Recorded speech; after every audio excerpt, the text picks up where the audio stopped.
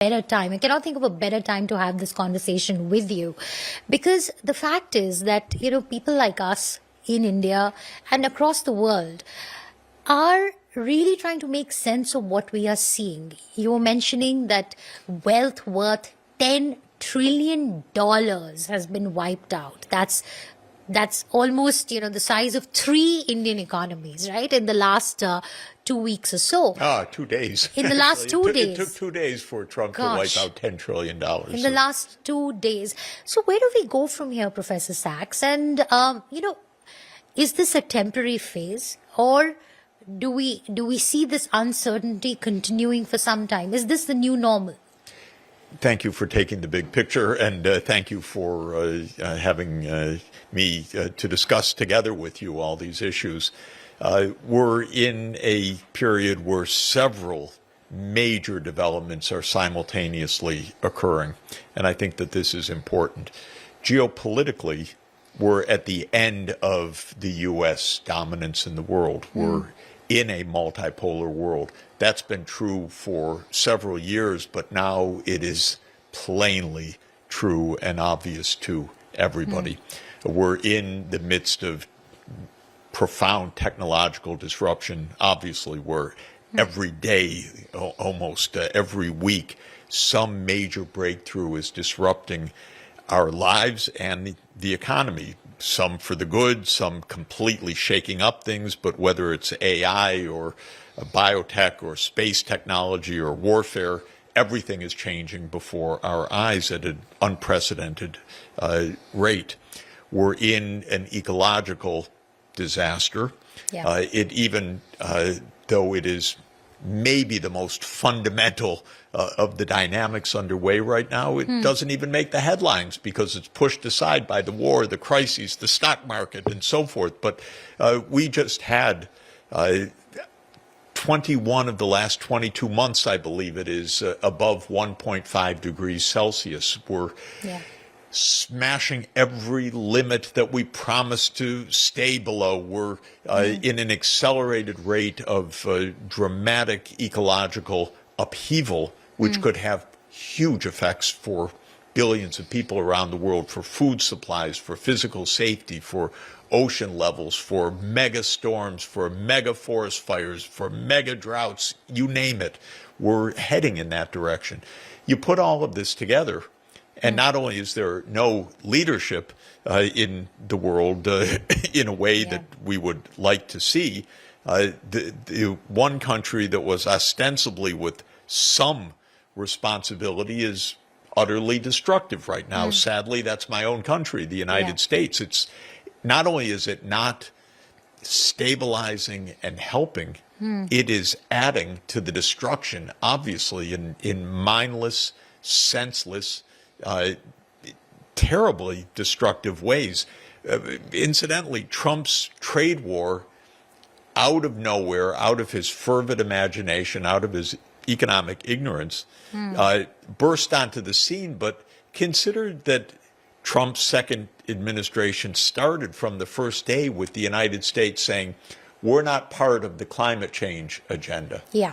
Well, my God, the country that has the highest historical responsibility for the rise of greenhouse gas emissions, the country that's number 2 in the world in total greenhouse gas emissions behind China, but way ahead of China in per person emissions, says, no, not our business. And the world, in a way, let that pass because there's so many immediate crises that no one even has the time to say to the United States, what are you doing? You can't walk out of planet Earth. Even if Elon tells you you're going to Mars, right now you're on Earth and you better be responsible for our planet. But they're not responsible. Trump's walking out of one UN agency after another, under one UN agreement after another, now the trade wars. So we have profound underlying changes and, I would say, complete instability in the U.S. itself. Okay, you can take a breath and say, my God, it sounds completely disastrous.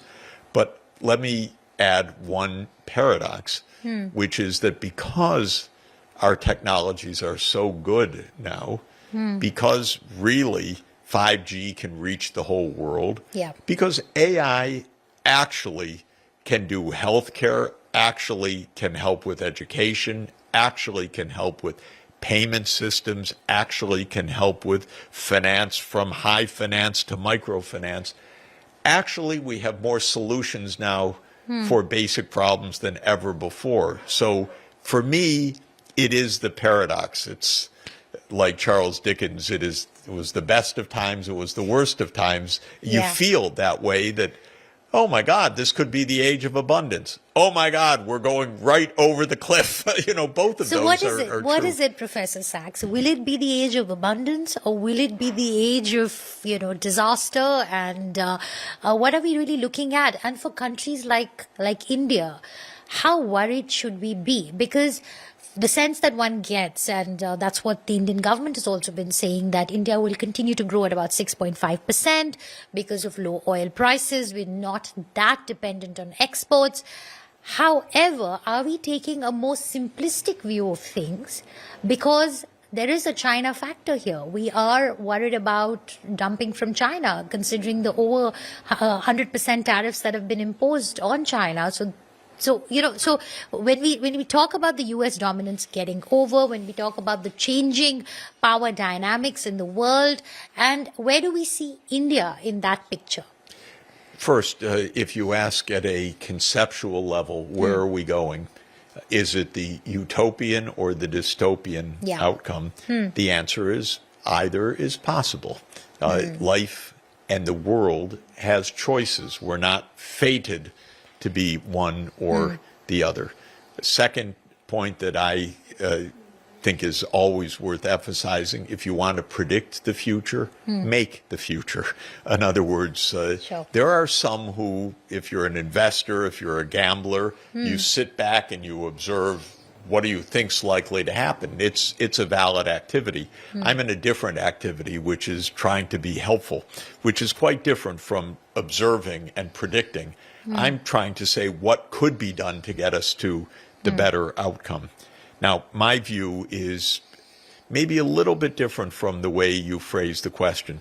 I view China as part of the solution, not part of the problem. Interesting. The United States definitely views China as part of the problem. Right. Why? It's very important to understand why. China became a U.S. enemy a decade ago. You can even note the dates in which the rhetoric changed from partner or traitor to adversary and then to enemy. It started about 10 years ago. Why? For a simple reason. China became very successful. That's all. Yeah. So the United States does not like competitors, period. China's a competitor.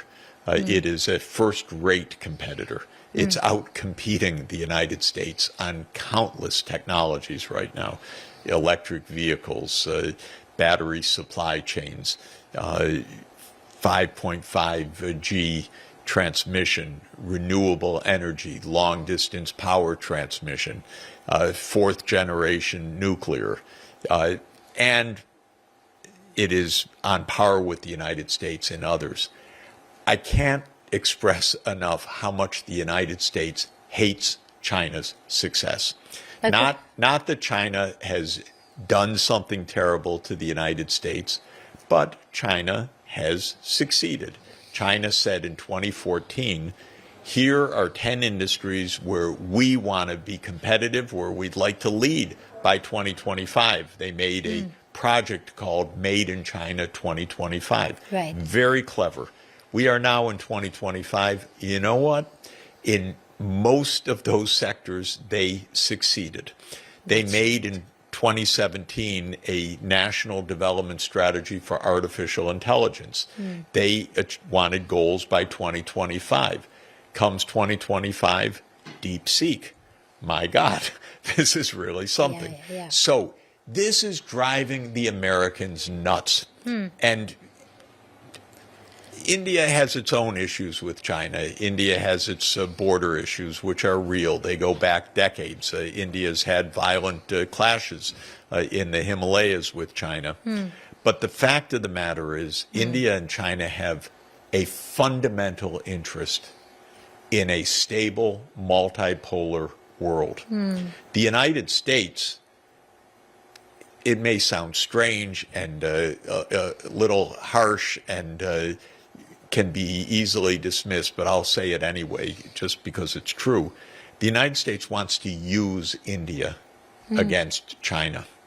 This is natural. The United States sees, okay, India doesn't like China. We can use India in the Quad, for example, in the military.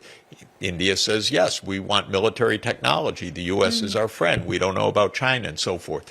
So the U.S. wants to use India. Of course, India is not going to be used. India is a civilization. India is not only a country. Not is not going to be manipulated by 335 million people in the United States. A little bit bigger than UP, but not so much bigger than UP. So the truth of the matter is that fundamentally there's a kind of discordance where the U.S. thinks India will be our key to maintaining dominance over China. India says, no, well, look, it's a constructive relationship. Why not? We want military. We want tech. Right. We're not so happy about China. We're not going to be used, but we'll do this and that. The truth is, be a little careful because the U.S. is unstable and don't fall into the U.S. trap of China's the enemy, it's going to dump on us, it's got this overcapacity and so on. This is all U.S. rhetoric, by the way. Interesting. The U.S. rhetoric is China's terrible because it's so good. Who invented this idea of overcapacity? I shouldn't say it because some of my friends did, actually, but I don't agree with them at all. The whole term is an absurdity from a world perspective. I'll give you a specific example. China has enormous capacity in solar modules. The productive capacity is probably 1,200 billion watts production per year of solar power capacity. Huge. They're producing about half of that right now. The United States says overcapacity. That's a little crazy because the world needs all of China's capacity and more if we're going to head off climate disaster. Right. So we shouldn't be saying to China, cut back your capacity. That you would say if solar was somehow a destructive technology, but if solar is a world-saving technology, you don't call it overcapacity. You say, thank goodness someone's producing that. Yeah. Of course, India should be producing it too, so I'm not saying one versus another. Right. But the idea of overcapacity is an American meme that is a lazy, really stupid and phony idea, which translated into plain English is, China's doing better than we are, so we better attack them for doing better than we are. So how do you think should India navigate this? So I think that India should say, look, the world's multipolar. We're happy to be one of those poles, by the way. We're the third largest economy in the world. We're going to overtake the United States in 10 years or 15 years. We will. This is natural. India's growing 6% per year. The United States at this rate maybe won't grow this year. Maybe it'll grow at 1% this year. But India will overtake the U.S. China's already overtaken the U.S. in purchasing power terms. This is natural. India is more than 4 times the population of the U.S., so after all, why not? In a multipolar world, the major poles all need to be peaceful vis-a-vis each other. The key needs to be mutual respect. So if the major poles right now are the United States, Europe, Russia, China, India, and I hope soon some others, African Union, ASEAN, West Asia, the Arab League. There are other groupings that absolutely should be playing their role. The first point should be, don't get into each other's nerves to the point of major conflict. Major regions, please stay out of conflict with each other. These are, by and large, nuclear powers. Nuclear powers can end the world if they even step on each other's toes and then annoy each other to the point of escalation and war. So what should India's policies be? Mutual respect. China, Russia, Europe, U.S. Now, this comes naturally to India. India invented the non-aligned movement. India said, we're not siding with one or the other. India, in my view, should not play in the Quad, for example. That's just my view. I think the Quad is a completely terrible idea, frankly. Why should this group align against China? Now, some people say, no, the Quad's not about anti-China. Of course, the Quad's about anti-China. That's playing the U.S. game. China and India directly should have strong bilateral relations. That's my view. Trading with each other, investing with each other, having normal relations, settling the Himalayan border issues, which, by the way, another theory of mine, all problems in this world go back to the British. So this really, unfortunately, is true. Not a coincidence. Britain was the global hegemon. It was, of course, the imperial power in this country. But it made a mess all over the world because it acted in arbitrary self-interest, not in global interest. This is not news exactly. And at some point in the middle of the 19th century, Mr. McMahon drew a line in the Himalayas to places he never visited. And that became the basis of the border disputes between China and India for the last 75 years. China and India are two great civilizations. They can resolve these issues. Okay, very quickly, Professor Sachs, because we're running out of time. We are in the middle of a trade negotiation with the United States. We are hoping to conclude a bilateral trade agreement with the U.S. by September this year. And the United States is pushing us to open up our agriculture sector, which is a contentious sector for us. We want to protect our farmers. In your view, how should we go about these negotiations? I was reading that in your address at the EU Parliament, you told Europe to not trust the United States. What would your advice be for India as it negotiates probably one of its most difficult trade agreements in the last several decades? I don't want to be pessimistic and I don't want to be negative, and I'm not inside the negotiations. But frankly, I'd be hugely surprised if India pulled off an agreement with the United States this fall. Okay. I may be wrong. The U.S. On the one side wants to use India against China. The U.S. government has no interest in India's goodwill per se. Believe me, this is a game from the U.S. side. And the game is what can we do to displace China? Now, India is going to become a very, very successful economy. When that happens, and as that happens, the United States will not like India any more than the United States likes China right now. This is fated. So we are at the moment, we are the underdogs at the moment, which is why we are getting all the love. It's not so much love, unfortunately, believe me. And the point is, Trump will not open the doors for Indian manufacturing. Even if India were to open the doors for agriculture, because Trump's whole idea is low-cost industry should not destroy American industry. So Trump is not going to do what India wants, which is to make India the replacement for China. It's not going to happen. I think, again, I'm not on the inside, and I don't want to in any way mess up the... So then how is the United States using India? Because one would think that they would want to move their supply chains to India from China, which is why we are of interest to the United States for our population. Donald Trump doesn't want supply chains. He really believes, he's a very unsophisticated person, by the way. Okay. So he really believes that America should produce what America produces.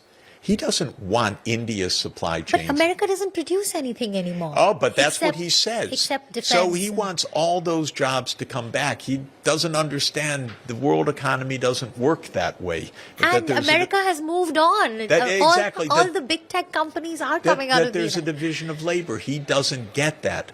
So the idea that, yes, he'd prefer India to China right now because he wants to bash China. But he doesn't want India either in American supply chains. So I'm just saying, don't get the hopes up so much. And don't close the options with China. Don't close the options with Russia. Don't close the options with Europe. Don't let the United States say, well, you're with us, you're against them. That is the American trick. By the way, learn from the British. Don't play that game, whatever. Good luck on the negotiations. Maybe something will happen, but it would really be counter to the underlying politics of Trump and the underlying politics of the United States right now. Wow. Well, we could continue this conversation. I could keep talking to you about this, Professor Sachs, but we're running out of time. Thank you so very much for sharing a very nuanced perspective, because we've been missing that in our whole narrative and in our whole analysis.